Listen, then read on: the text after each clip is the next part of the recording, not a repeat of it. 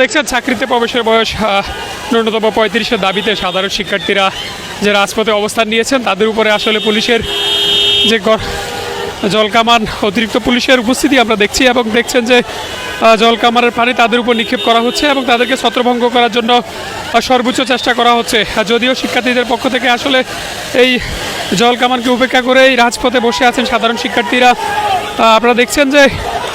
সাধারণ শিক্ষার্থী যারা আছেন, যারা আসলে ৩৫-এর দাবিতে আন্দোলন করছেন, তারা এই রাজপথে আসলে অবস্থান নিয়েছেন। এটি একেবারে সচিবালয়ের প্রবেশপথেই ঠিক শিক্ষা ভবনের সামনে এই মুহূর্তে শিক্ষার্থীদের অবস্থান আপনারা দেখছেন যে শিক্ষার্থীরা আসলে পুলিশের জলকামান নিক্ষেপ করার পরেও আসলে তারা এখানে দাঁড়িয়ে আছেন এবং আমরা দেখছি যে এই মুহূর্তে পুলিশের একটি অ্যাকশন তাদের উপরে দেখছেন যে সরাসরি ৭১ টেলিভিশনের থেকে আমরা আপনাদেরকে দেখানোর চেষ্টা করছি যে পুলিশের উপরে পুলিশ আসলে যারা এখানে অবস্থান নিয়েছেন এবং রাজপথে তাদের উপরে একটি অবস্থান নিয়েছেন এবং তাদেরকে এখান থেকে আসলে সরানোর যে প্রক্রিয়া পুলিশের পক্ষ থেকে করা হচ্ছে সেটি আসলে আপনাদেরকে দেখানোর চেষ্টা করছি যে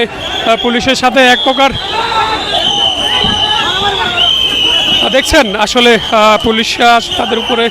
যে চড়াও হয়েছেন সেটি আপনাদেরকে দেখানোর চেষ্টা করছি। আসলে শিক্ষা ভবনের ঠিক সামনে থেকে আমরা আপনাদেরকে যদি একটু দেখাই যে শিক্ষা ভবনের সামনে পুলিশ শিক্ষার্থীদের উপর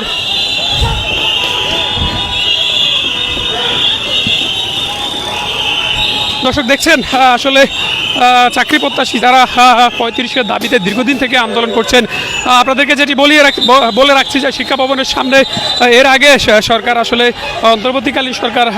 চাকরিতে প্রবেশের বয়সের বিষয়ে একটি প্রজ্ঞাপন জারি করেন, যেটি আসলে ৩০ থেকে বাড়িয়ে ৩২ করা হয়েছে। যদিও অন্তর্বর্তীকালীন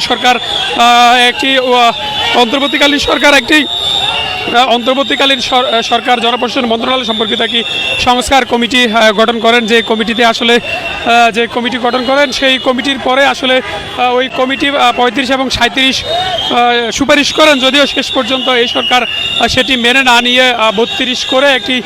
সুপারিশ করেন। আপনারা দেখছেন যে শিক্ষা ভবনের ঠিক সামনে